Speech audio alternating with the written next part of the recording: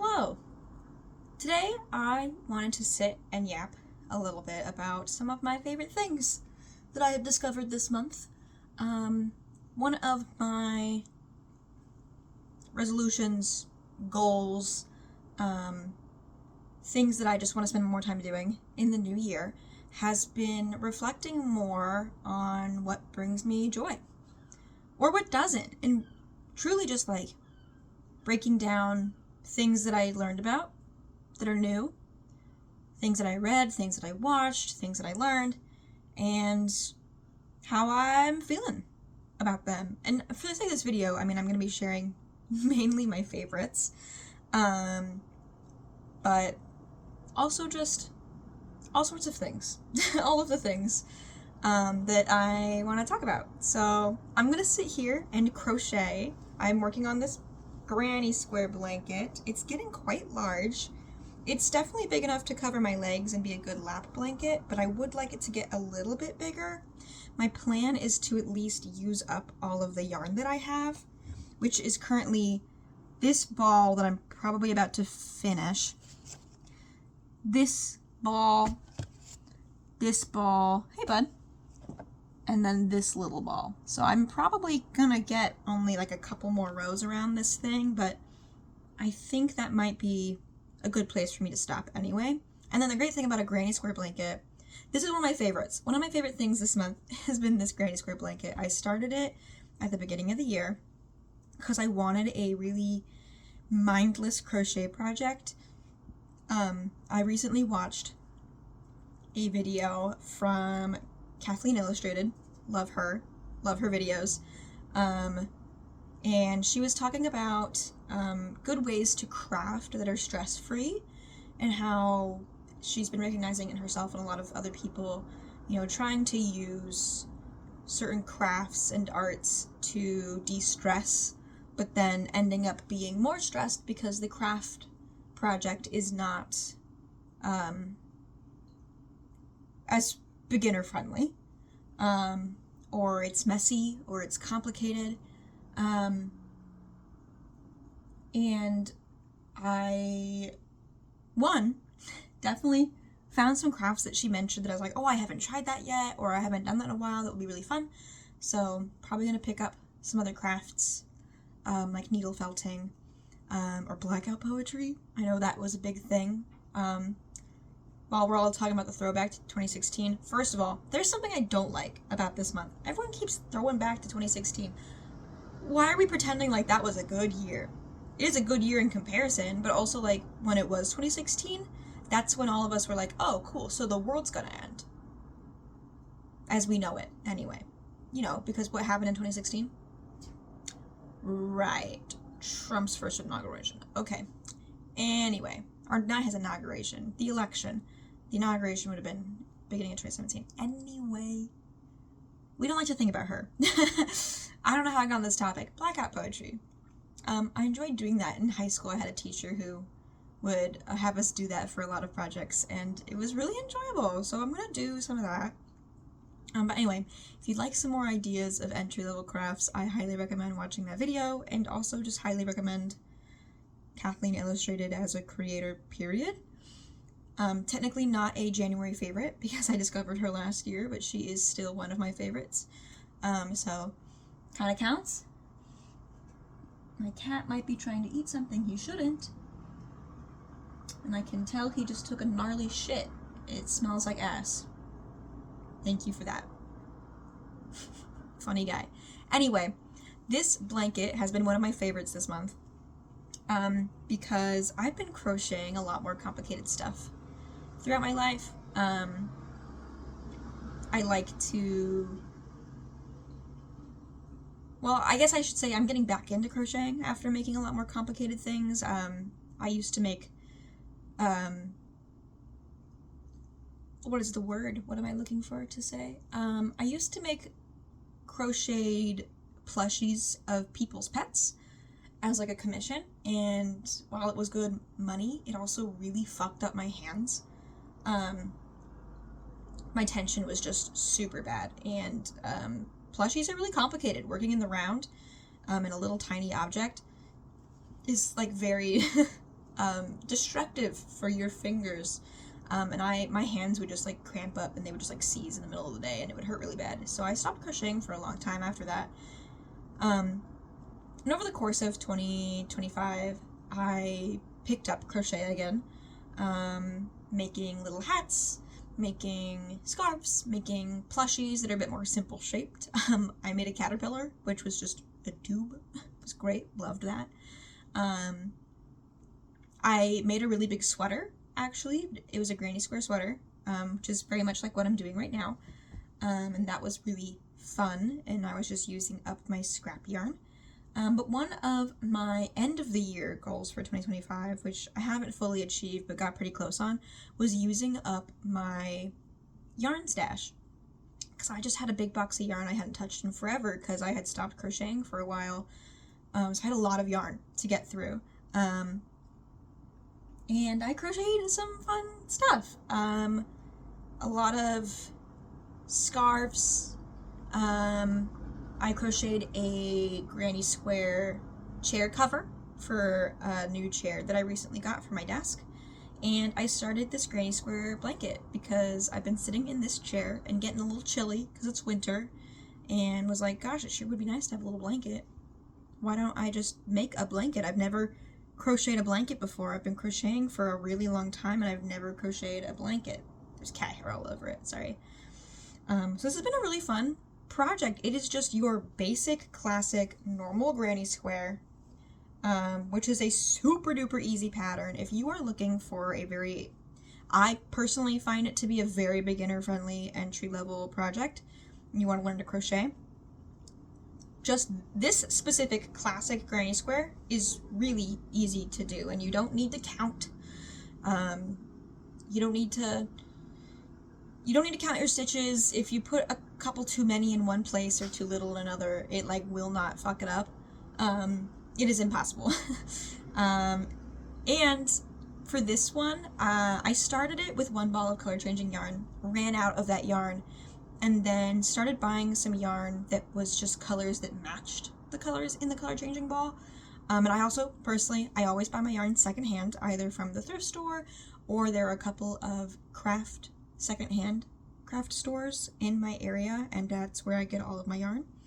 And that's just been really fun. And if you're making something that's a granny square and you're changing colors, the great part about that is that, like, I could run out of yarn and stop my blanket and be like, you know what, I actually like the size of this blanket. It's perfect where it is.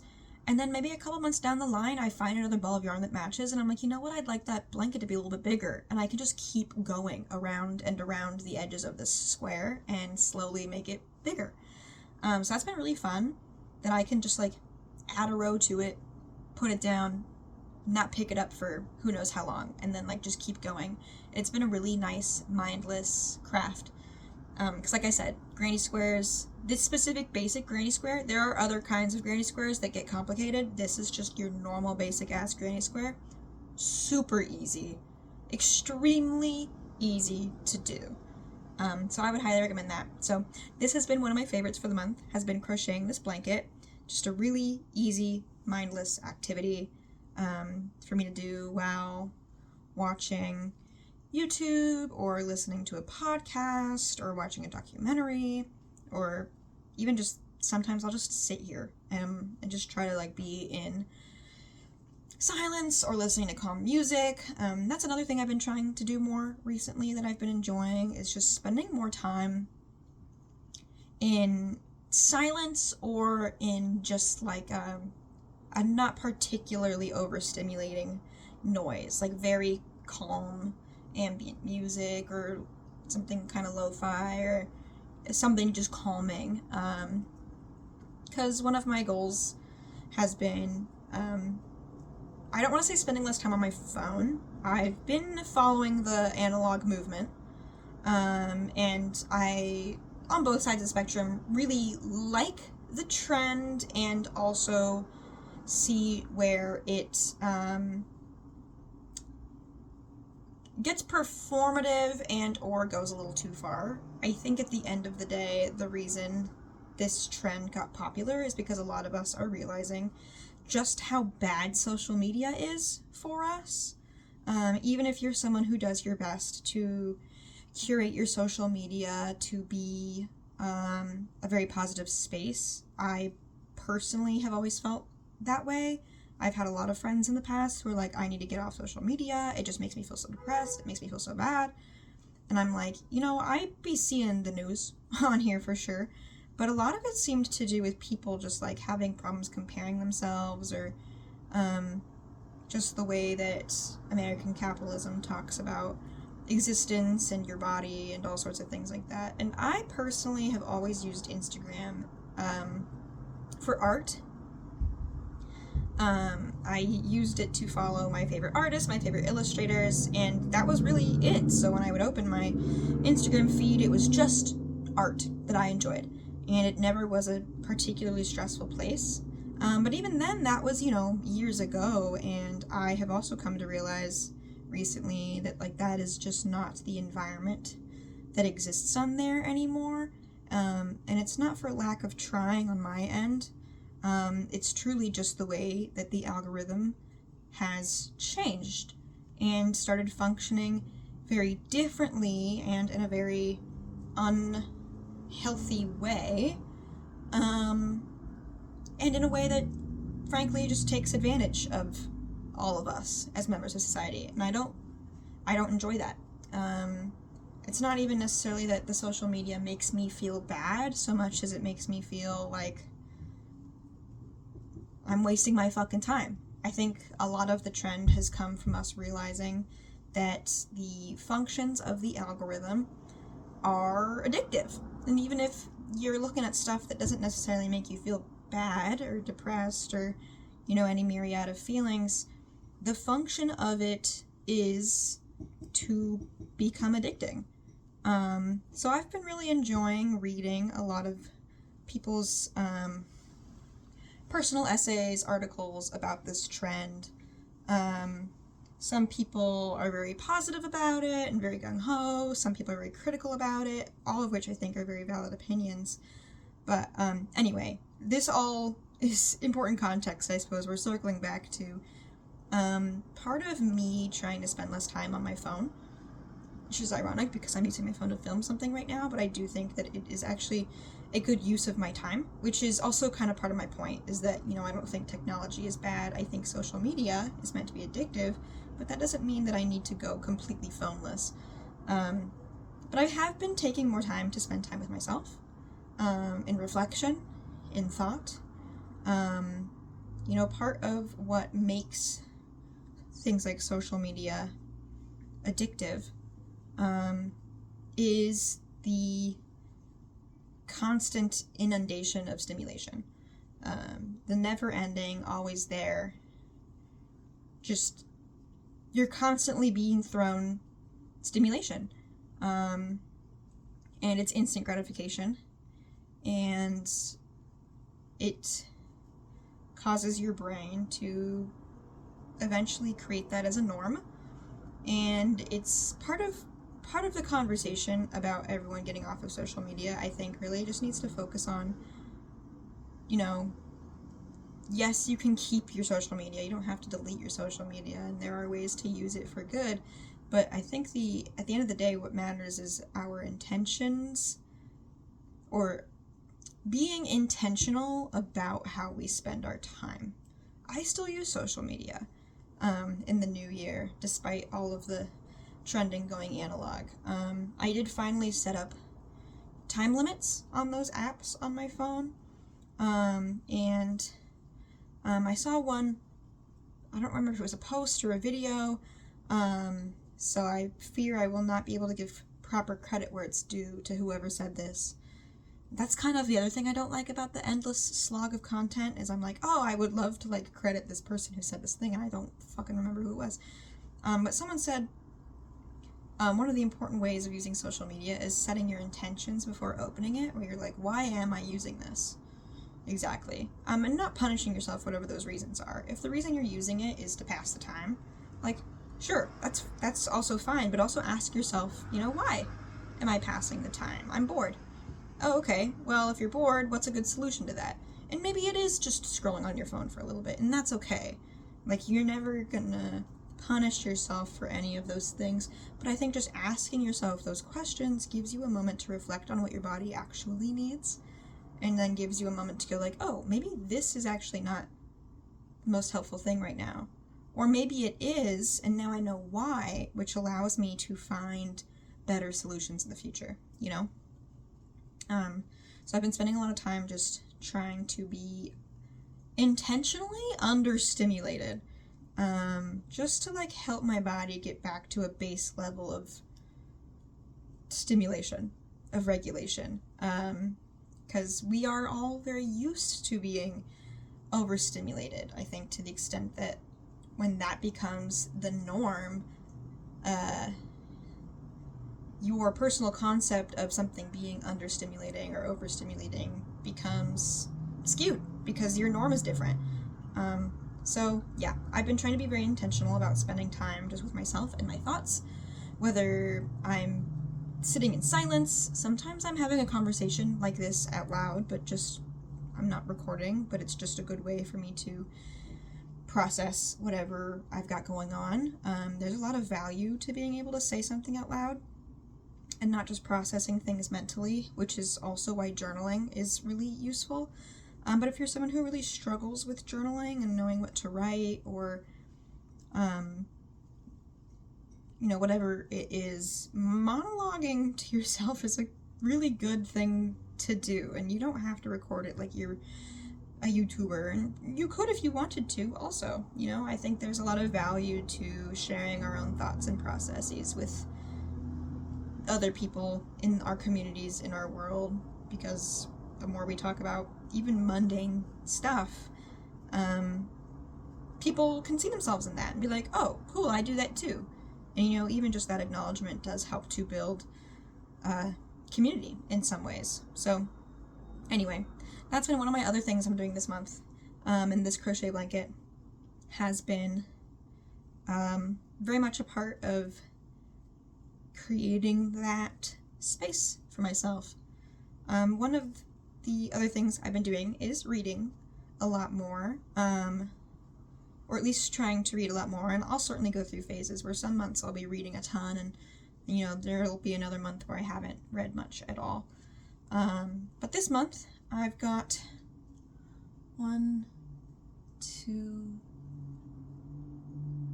4 books on my roster, I think, that I've either finished reading or am currently reading and will probably finish before the month is over. Or it is my goal to finish before the month is over. For context, it's January 21st right now. 22nd? I don't know what day it is. That's okay. So of those books, the first book I actually started reading December 2025, but I did finish it this month, January 2026, and it's The Curious Incident of a Dog in the Nighttime, which was a very enjoyable book. I don't have too much to say about it right at this moment because I feel like I've already yapped a lot and I want to focus on some more specific things that I've been thinking about, but it was a really good book. I really enjoyed it. It was kind of a slow start, but once it picked up, I was hooked.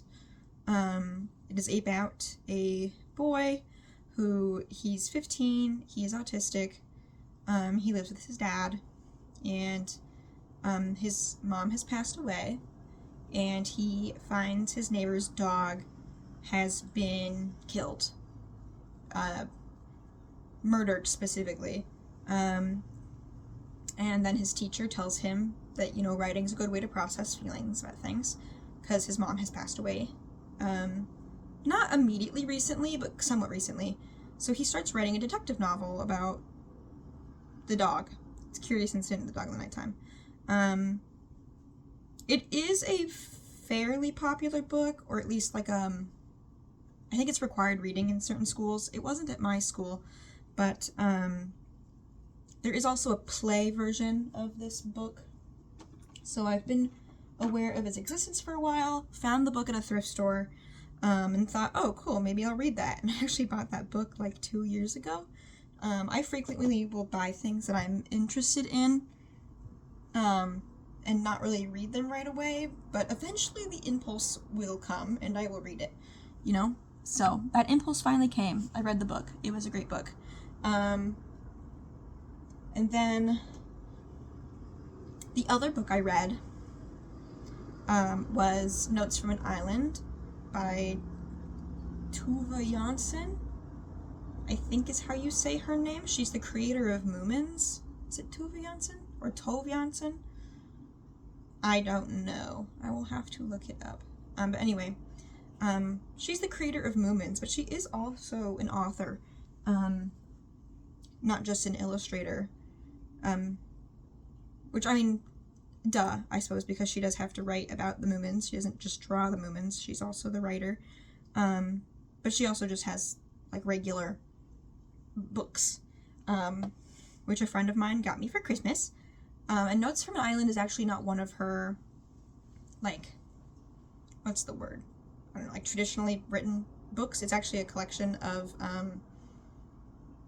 diary entries of hers and another person, or the other people on the island who have helped her build stuff, or, you know, XYZ. And it's really good. It is a collection of journal entries, but it also does tell a very clear story of them moving out to this island, building their house, and it's very wholesome, and also, like, the drama is still kind of crazy. Like, there are moments where there's storms, or, you know, it hasn't rained in a while, or things like that, and it's, the drama's there. I'm hooked, and it's a really quick read, if you're looking for just a chill, very calming, wholesome read. 10 out of 10. And while we're talking about books, I will say that one of my favorites, just period, I think, is Tove Jansson right now, because I've been reading her other books. The other book I am currently reading and will probably finish very soon is The Summer Book. It is such a good book. It is about, I mean, it's, all of these books are very much based on her own life, for sure. But this book is about a young girl named Sophia. She's like 8, I think, maybe, at the start of the book. And then the book doesn't necessarily touch on her age as things go along, but you get the idea that she's getting a little older. And her grandmother, and her father all live on this island. Sophia's mother has passed away. But pretty much the entire book is about Sophia and her grandmother. Like, they are the two main characters. They spend a ton of time together. The book honestly barely mentions the father. I don't know, he's not present. He is physically, but he's not part of the story. But it is just such a fascinating, like, slice of life tale of growing up from the perspective of someone who's really at the beginning of her life and someone who's nearing the end of her life. And the grandmother is, in many ways, you know, regaining her sense of childlike wonder, and she's kind of a chaotic woman, and she gives zero fucks. And Sophia is a child and has a lot of fun with her grandmother and her grandmother's childlike sense of whimsy, but at the same time, Sophia is also learning to grow up. And it's just a really interesting balance between these two characters, and I just really love the way that the book describes them dealing with more serious stuff, because it is a very lighthearted book about childhood and growing up, and, you know, they live on an island, and there's a lot of make-believe and adventures and appreciating nature, but also Sophia's mother has passed away, and the book doesn't touch on it directly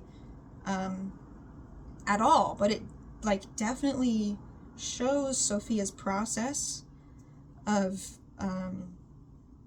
coming to terms with that and grieving that. There is a chapter where she gets a postcard from Venice, and she becomes super obsessed with Venice, and her grandmother and her build these little houses out of just like sticks and seashells and random stuff like that, and put them in this kind of wet, marshy pond area. And Sophia starts creating all of these pretend families that live in these little houses. And one of them is, a family with a mother and her children. And then later on, a big storm comes to the island, and grandmother immediately realizes, Sophia's become quite attached to this fake mother, for obvious reasons to the grandma. And the storm washes away the little city, and Sophia is just sobbing, crying, grieving this make-believe thing and the hard work she put into the little city they built. But to the reader and to the grandmother with an outside perspective, it is very much a child sort of subconsciously grappling with some pretty intense stuff. And just watching the way that the grandmother interacts with Sophia's more abstract ways of processing her emotions, because she's like a very young child, is just really heartwarming, sometimes devastating, and just a really great reminder that, and the whole book is really a reminder, in a sense, of this, because it's about nature and the natural world and sort of things being able to function on their own and us just being present with them. It's a reminder just with the idea that like emotions kind of are abstract, and they kind of just are, and they come and they go, and they don't have to make sense. In Sophia's childlike way of these feelings being very abstract, it just is a good reminder, as someone who really struggles to name their emotions, that they don't have to make sense. They don't have to be explained away. They don't need to be broken down into their logical components. And the grandma comes to process that better by working with Sophia. I feel like I, as a reader, come to process that better by watching Sophia. It's just a really good book overall. 10 out of 10. It is very sweet. It's very wholesome. It's an easy read, but it still has some very like important and serious themes about life. So I would highly recommend that book. And there are also illustrations throughout the book by Tove Jansson, that are just great illustrations, because again, she is an illustrator and the creator of Women's. And she herself is also just a fascinating woman. So she just as a person is one of my favorites for the month. Just a great person and an amazing artist and creator, who was writing and creating movements through much of World War II, and her mother was also an illustrator. Her family is full of artists. They very much live with and respect nature. Her and her whole family are incredibly like outspoken, anti-fascist, in their work, and she's just a great person to reflect on at this given moment in time. So that's been one of my favorite books right now. I am almost done with it. It is absolutely fantastic. I highly recommend this book. The other books I've been reading the only other book I've been reading is, I have been for quite a while now, since like October, I think, of last year, working through The Artist's Way, which obviously I have not been doing at its recommended pace. I've just been sort of reading through it as I have time. I'll read through a chapter. And to be honest, this is one of my not favorites of the month, actually. I would like to talk about this book, though, because it's such a popular book, so I think it's really fascinating. I think I've been struggling to read the book and the individual chapters and absorb what the chapters are saying while simultaneously doing all of the tasks that it asks of you. And I know it's antithetical to the point of the book, but I just do not have time. And the book is always like, you have to make time. And I'm like, girl, Julia Cameron, you wrote this in what, the 80s? It is a different fucking time, girl. No one has the fucking time for this. And I also think that that's like an important part of the book that a lot of creators who obsess over it and talk about it a lot don't really break down, is that like at the end of the day, you know, if you're going to take what resonates and leave what doesn't, as you should with any advice that's given to you, that does very much mean working on your own schedule and in your own time.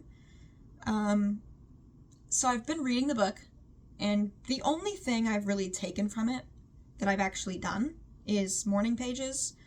And I say that in air quotes because I, one, don't really do them only in the morning. I just do them whenever I want. Because again, take what resonates, leave what doesn't. At the end of the day, I think what matters is that I'm journaling. And I will say, I think that the morning pages has been the most beneficial, if not, frankly, the only beneficial part of reading this book. Because I think it takes away a lot of the stress of journaling. Because I think journaling just is a very good thing to do. It's a very good way to process. But the morning pages are described as every day you have to write 3 pages. And it does not matter what you write. I think the author even literally says, when she's describing morning pages for the first time, that you could write the same word over and over again if you wanted to. You just have to write 3 pages every day.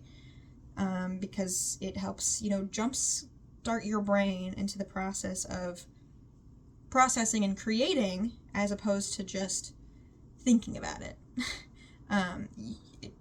It causes you to actually do something. And chances are you're not going to sit there and write the same word over and over again, because like it's boring. Your brain's going to start writing stuff, and you might, you know, process some important things. And I really just find that her description of morning pages is actually just a really good way to describe journaling. It takes all of the pressure off of having to get to some sort of epiphany or process some big feeling or have something exciting about your day to write about, which I think can be a mental barrier for a lot of people to start journaling. So I am quite fond of the way that she describes morning pages. But I personally struggle to keep a pretty hard routine in that regard. I will just write whatever I want, whenever I want. I try to do it every day. I don't always, and that's that, and that's okay. I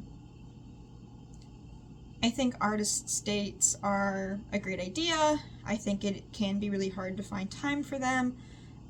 More so, I just think that artist states are a really good example of refilling your creative sponge, which is a concept that I don't know if it started with this podcast or if it was just an example that he gives at one point. But Creative Pep Talk by Annie J. Pizza. I'm a big fan of this podcast. And this concept's like not, he didn't like invent this concept. I think there are a lot of metaphors that sort of break it down. But he talks about the creative sponge being like, you can't squeeze something out of the sponge if the sponge hasn't soaked up other stuff. Otherwise you get a dry sponge and it's not going to do shit, right? So that's kind of the idea of the artist state, is that you need to soak something up into your creative sponge so that you can squeeze something out of the sponge. I think artist states are just a really good example of a way to do that. But all this is to say that I am kind of very resistant to and not fond of the way that people have popularized this book as some sort of like strict routine you have to follow to heal yourself. I think that any book that asks you to do that is dangerous. And all of the habits in the book are all very healthy things. But I think that a book encouraging you to partake in a strict routine in order to fix yourself is going to always lead to culty behavior. Hot take, I know. Sorry, don't hate me. I mean, that said, I think that a lot of people who do read this book and get something out of it, like, we're not stupid. Like, most of the people who are reading it take what resonates, leave what doesn't, find some healthy habits, find some parts they don't like, and they move on. But there is, like, very much a cult around this fucking book. So it's been kind of fascinating to read and, like, actually learn what is in the book. And some of it is very helpful, like I said. It's helped me build a journaling practice for sure. Otherwise, I haven't done a lot of the tasks in it because it's just really hard for me to read the text and absorb the text and also focus on the tasks. So I have sticky noted the pages that have tasks on them, so that in the future I can go back and look through just the tasks and find something that seems like it might be helpful for me. But yeah, The Artist's Way has been a monthly, I mean, at this point, multi-monthly, but I'm probably going to finish it this month or early February. A monthly, I don't want to say complete dislike. I'd give it a brown flag. It's not a green flag. I don't think this book's a green flag. But I don't know. It's really helpful for a lot of people, and I think, if something helps you and it's not detrimental, like, that's awesome. And this book's not going to be detrimental unless you are a little codependent in your relationship with the book, and there frankly are people who are codependent with this book, which is crazy, and I get it, but I get it. If you're going to be codependent with anything, it is probably top tier on the list of things you could be codependent to, is a book. So, go crazy, everyone. But if you're someone who's been seeing all the hype about this book for the past couple years, thinking it'll fix you, it will not. That's not how it works, that's not what it does. It really, truly just occasionally offers some good reflection. And I'm gonna be honest, there are some chapters I read that I'm like, this feels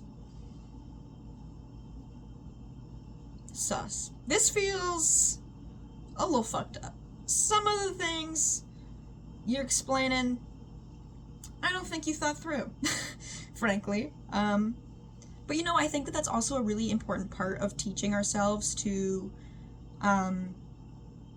read things and break things down and practice our literacy, our what's the word? There's a specific concept I'm looking for the word for, and I can't think of it.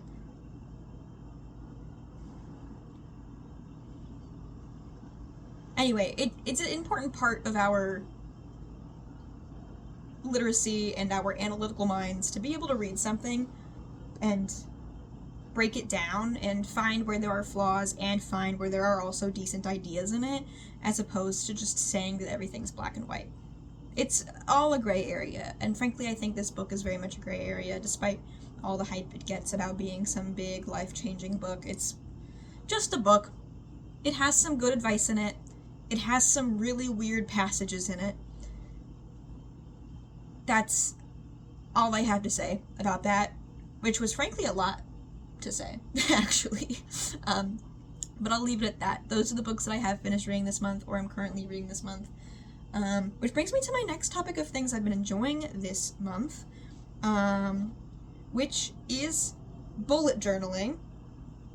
A very nice, relevant transition from morning pages and journaling. Except my bullet journal is not where I put my morning pages. I have a separate journal that is just for journaling. I just write in it. But my bullet journal basically is my planner. And I've always had a planner. I really like using a planner. When I was in college, I did a lot of bullet journaling. Mainly to the extent that I was making my own planner. I didn't have a lot of trackers in it or fun little pages in it, the way the bullet journal girlies on Pinterest were doing. But I really liked making my own planner, especially since I was in college and I had a lot of different things going on. It was really nice for me to be able to make my own spreads that helped with whatever specific thing I had going on. I had my full month calendar, I had my weekly calendar, it had all of my classes broken down to it in large columns, kind of the way you can see them on your Google Calendar where it creates the block of color. So I would make myself a weekly class schedule like that, and then I would have my daily breakdown, and then in the weekly section I would write down all my assignments due for the week and what day they were due, and it was a really good way for me to stay organized, but also to stay very involved in the organization. as opposed to having a planner that already exists and adding the things I need into it. Being able to create the actual spread myself just added a lot of creative joy to the process of organizing everything I had to do, which was really helpful because I have ADHD, and I had crazy undiagnosed ADHD in college. I know everyone and their mom likes to say that, and frankly I think a lot more of us are ADHD than we realize. But in case you're like, Karma, you're throwing that word around and you're being dramatic. No, I'm not. I've been diagnosed since this. I also, my ADHD was so bad in college, and I fall more into the forgetful, distracted, brain foggy subsection. Well, that's not true. I hyperfixate on things a lot. I can lock the fuck in, but I would forget really important assignments. I mean, I'm talking like on 2 separate occasions, especially when we were in lockdown and things were online, that I forgot to do a final. Not an assignment that was due at the end of the week, not forgetting to read a certain chapter, the actual final end of the class. Which is like, girl, how do you forget to do that? It's like the one thing you're building up to the whole... Girl, I don't know. Okay? I don't know. I was raw dog in ADHD, and I am still raw dog in ADHD, frankly. But that's because you can only focus on one thing at a time, and right now I am choosing to not raw dog depression. Because that ain't a good idea. Not for anybody. And at the end of the day, if you're going to choose to raw dog ADHD or raw dog depression, I think you should raw dog ADHD. That's my opinion. If anyone else is stuck in that predicament, those are my thoughts. Anyway, I've picked up bullet journaling again after quite a few years. Once I stopped being in college, I sort of fell out of using a planner for a little bit, and then in 2025, I did pick up a planner for the first time in a while, and I really liked this planner. I do not remember what the brand of it was. I just found it in this kitschy little stationery store, and I really liked the layout of it. And I went to go find another one, and this store just doesn't sell them anymore. In fact, they didn't sell any planners, and I was like, girl, what the hell? And then I was looking in, and of course it's the new year, so everyone and their fucking mom is freaking out about Hobonichis. And I was like, oh, a Hobonichi. I've not heard of this beautiful contraption. And I understand the hype, because the layout is really nice. I really, really liked the layout when I looked into it, and I was like, I see why people really fuck with these. This is a really interesting layout. I really enjoy this. And of course I could probably buy any other brand of planner that has a similar spread. But I went all around town to my local stores because I didn't want to buy it online. Because I think that's a waste of shipping, and frankly I'd probably have to go to some big box store. I didn't want to. I tried to buy a Hobonichi online, but all of them were sold out. I could not find a Hobonichi to save my fucking life. At least not one that, like, I liked the cover print of. So I felt I was going a little batshit. So I just went to my local art store that I really enjoy, and they have a section that's just notebooks, and I got the little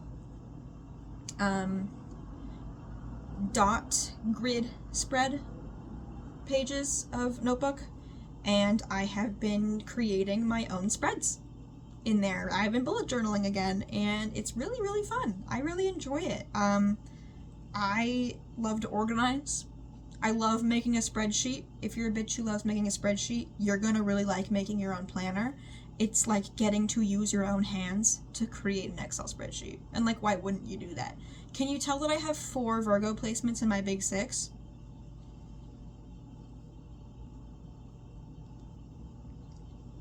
Need I say more? Need I say more? Virgo, Sun, Moon, and Capricorn rising. Anyway, I like bullet journaling, so that's been something I'm really enjoying this month. And it's allowed me to recreate some habits for myself that I have sort of forgotten about. When I had a bullet journal in college, I had some pages in the back where I would write down my achievements for the year. Instead of having goals or resolutions, I just had a page in the back of my journal where anytime I did something that I thought was cool, I wrote it down. And I had this big list by the end of the year. And I have always really enjoyed that as a concept for New Year's resolutions, but it was something I fell out of doing once I stopped having a planner or journal of any kind, because I just forgot that that was something I could write down, because I didn't have a place to write it down. So it's been really nice to, one, get into journaling, but two, have my bullet journal, because my bullet journal is where I put those types of spreads. So I have a page now in the back of I have a couple pages now in the back of my bullet journal. One of them is goals. I am just straight up writing goals for myself. An important thing to note if you're someone who wants to write goals for yourself is to make sure that they're super duper specific. You can't just be like, be a successful artist. Like, what the fuck does that mean? Like, you have to be able to define what that looks like. It has to be an actual, like, achievable thing. Like, you can have a goal that's make $1,000 at an art market, if that's what your definition of success is, and that's a very definable thing. You either achieved it or you didn't. It's pretty straightforward. But my other good tip for making goals, which is again a reference to Creative Pep Talk, love Creative Pep Talk. Technically not a favorite for the month of January because I've been listening to it for quite a while now. But something that Andy talks about a lot in Creative Pep Talk, and I should also preface, I've been listening to this podcast from the beginning, so I'm currently in the late hundreds of episodes, and I think there's 400 episodes. So a lot of these episodes are pre-2020. So sometimes I do encounter an episode where I'm like, this advice no longer feels relevant because it's from a different period and technology moves quickly. But I do still find really good advice in these earlier episodes that he probably still talks about in his new ones, but I just want to put that out there. One of these pieces of advice, because he talks about creativity, but also business and marketing, but in a way that's very digestible for creatives who might get really bogged down by marketing concepts. He talks a lot about your minimum viable product, your MVP, which is a business term, where if you're trying to sell a product, what is the bare minimum you could do to actually create this so that you can physically show it to someone, like an actual legitimate thing that you can show off? What is the minimum viable product? The actual finished one, it'll have way more things in it, but the minimum, that's what you pitch. And he talks about this concept more as a way to achieve your own goals. Especially as creatives, we have really lofty goals. We have really big visions that exist in our minds that might not always be easy to create physically in the real world. So he talks a lot about creating a minimum viable product as a sort of way to break down even goal making, where he's like, if your goal is to be a comic book artist, what's the minimum viable product for that? It's probably zines. If you can doodle, and it doesn't even need to be a good doodle, it could be something you did on a couple fucking sticky notes at work with a Sharpie, that you take a picture of on your phone and you format onto 8 little pages and print out on a single piece of paper. Boom, you've made a zine with your drawing in it. That's a comic book. That is the minimum viable product. So how do you achieve your goals in a way that's extremely easy to do? So that's a concept I've been using for some of my goal making or projects, because it's really easy to edit and build upon something that exists, but sometimes the hardest part is getting something to exist in the first place. So making that process as easy as physically possible is the best way to do that. So thank you, Andy. I love you, Creative Pep Talk. Really recommend that concept to anyone. One of the ways that I have been using that concept in my life recently is one of my resolutions for the new year, of course, is, general fitness. Everyone's talking about, taking care of your bodies and blah, blah, blah. People are like, I'm going to exercise more. I'm going to go to the gym on a schedule or something. And I was like, that's really hard for me to achieve. I'm not good at schedules. I'm not good at rigidity. I don't want to go to the gym. It costs money. But I do want to exercise. What's a really easy way for me to do that? And I had recently listened to an episode of Creative Pep Talk that was about doing a 100-day project, where you do something every day for 100 days. And even in this episode, Andy was talking about making whatever that 100-day project is extremely easy. At the end of the day, what matters is getting yourself to commit to something long term. The thing you commit to does not have to be difficult. In fact, it should be incredibly easy to commit to the point that not doing it is almost harder than just doing it. So, one of the things I've been working on this year is I started a 100-day project where every single day for 100 days, I do 5 push-ups. It sounds really stupid and really cheesy, but 5 push-ups literally takes me 30 seconds. It's like so easy to just do 5 push-ups. Even if they're assisted, they can be assisted push-ups. That's fine. Most of the time I do them, they are assisted. Which, if you don't know what that means, it just means that you're not toes to arms, but your knees to arms. Just do 5 of them every day. And then I go to bed at night. If I'm like, fuck, I didn't do my push-ups, I'm already in bed, I'm already in a lay down position. I can just get up and like do them really fast. Like there's no reason not to do them. It's only 5. And I never have to do more than 5. And you know what? If one day I forget, and I'll be honest, I think it's only happened like twice so far this month, but I've been trying to be good about it. But you know what? Sometimes I go out with friends, I come home drunk, I wake up a little hungover and go, ah, damn, I didn't do my push-ups. I'll just do 10 that day. You know? That's fine. And you know what? If I really wanted to, I could keep track of every day I forget and add one day on at the end. So at the end of it, I have done 100 days, even if they weren't perfectly consecutive, of 5 push-ups every day. Because at the end of the day, I've said day so many times that it doesn't make sense anymore. At the end of the day, I think it's important to learn not to punish yourself for not always achieving what you set out to do right away. Like, you will achieve what you set out to do, it just might not happen the way you expected it or on the timeline you wanted it to. I think a lot of us, especially as creatives who are trying to get things done, and are all very neurospicy, are prone to creating rules for ourselves that we must live by and abide by, but at the end of the day, like, those rules aren't real. They don't exist. You can do things whenever, however you want. And then they don't need to follow this made-up concept that exists only in your mind. Which is also something I've been working on, where it's like, oh, if you have a really hard time brushing your teeth before you go to bed because maybe nighttime's a depressing time of day and you just like can't fucking do it, who says you have to brush your teeth at nighttime? Society made that shit up. Yes, it's good to do it at nighttime before you go to bed because when you're sleeping, all that food's sitting in there and it can give you cavities, but you can also brush your teeth in the middle of the fucking day. You can brush your teeth at any time of day.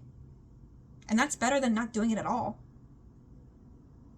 And if you're not doing it at all, that's also okay. I don't mean that as a judgment. I know that those kinds of things can be really fucking hard when you're depressed, and I've gone through my own periods where a lot of those things are really fucking hard. But just rules like that, where I like, that was like mind-boggling to me. To be like, I could brush my teeth at any time of day. I don't have to do it right when I wake up and right when I go to bed. I can do it any time of day. I don't have to eat breakfast food for breakfast. If I'm struggling with, my food's going bad, or, I'm trying to save money on groceries, and I have all of this food in my pantry, but none of it's breakfast food. It doesn't need to be breakfast food. And I know that concept can be really hard, especially depending where on the neurodivergency spectrum you are, but it can be extremely freeing to be like, this is silly. I'm talking to myself like I have no food in my pantry because it's not breakfast food. And what I want at breakfast is French toast. But I do really like tuna bowl, and I can have tuna bowl for breakfast. I can have tuna bowl for breakfast. Mind-blowing. Mind-blowing concept. Mind-blowing concept. So, anyway, those are my thoughts. And I am almost done here with this row, so I will just finish this little row before I say goodbye, because I have been yapping for almost an hour, which is crazy. don't even know what time it is, which is not good because I need to go to work. Oh, I fucked up that stitch. Hold on. Rewind. But yeah, anyway, thank you for listening to me yap about some of the things I've been doing this month. Things that I've been enjoying, things that I've been digesting and thinking about, things that maybe I don't like all that much. Really just all of my thoughts. All the things I'm working on and doing. I just wanted to yap about them. One of my goals for the new year is making videos. Because I worked in video for all 4 years of college. I wanted to be a YouTuber since I was a little kid. But it was never something I actually committed to doing because it felt cheesy and silly and cringe, and that's fucking stupid. That's stupid. And speaking of rules that we make up for ourselves, I was always like, oh god, my videos need to be interesting, and, it's so much to do, there's so much work involved, I have to edit the damn thing, and no I don't. Minimum viable product. What's a minimum viable product for a YouTube video? I fucking sit here and I yap. I don't have to edit this video. You could just listen to it if you want to. Frankly, especially because I'm really good at yapping, so there's not actually that many pauses as I'm yapping. I talk a lot. I'm really good at talking a lot. I like to talk a lot. I can just fucking sit here and yap. I don't need to edit the video. Minimum viable product. I can upload this thing as is. So excited to do that. That's something I want to do more. Especially because it gives me an outlet for breaking down my thoughts. Sometimes journaling is really hard for me because my brain is just moving so fast, and getting it to slow down and journal can be really hard. But processing it in any way is good. And being able to sit here and yap allows me to process it a little bit quicker. And once any amount of processing has started, it becomes a lot easier for me to go sit down with my journal and then break things down a little slower because I've already started the process. So this has been extremely helpful for me. It's something that I want to do a lot more. So hopefully you will stick around for more yaps, for more videos, and random crap by me. Sorry, I'm at the very end of this row, so I need to sew off this stitch. Look that's the end of my ball! What a successful day. And it's only the morning. Got my little coffee over here. I'm still in my pajamas.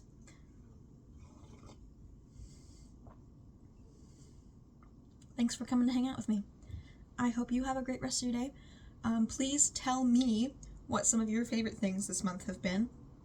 Or if you have any book recommendations, podcast recommendations, any crafts that you've been learning to do that you really enjoy, or any little things you've been working on this month, or if you would like to all yap with each other, it might be nice to use the comment section to break down some MVPs for yourself, minimum viable products. If there is a project that you've been wanting to do, or something you've been wanting to learn, what is the tiniest, littlest way you can do that? And put that in the comments. And if you can't think of one, write in the comment what it is you're wanting to do, what your goal is, and then other people in the comments who have an outside perspective can give you fun ways to achieve that in the form of a minimum viable product. I think that would be really fun. Sometimes it's really hard to break those concepts down on your own when you're already thinking about them and you're bogged down by them. And someone on the outside might have an easier time breaking that down. So go down in the comments and tell me all your thoughts. I would really like to hear them. And build up our little artistic community. But anyway, thank you for watching or listening if you're more of a podcaster kind of person. I might upload this as a video and then maybe also just upload it as an audio. I'm not sure. Just so all my bases are covered for everyone who likes it. But thank you for being here. You can follow me on Instagram at frogaroundandfindout. There's a period between all of those words. You can also follow me on Substack. or here on YouTube, or go to my website, which is www.karmacreative.com. /frog around is my art shop. It's closed right now, actually, though, so don't do that. My shop's not open. I'm working on a shop update. But that's good to know for the future if you're wanting to get any little goodies. But anyway, thank you much. Thank you much. Thank you much. Thank you much for listening. Have a good day.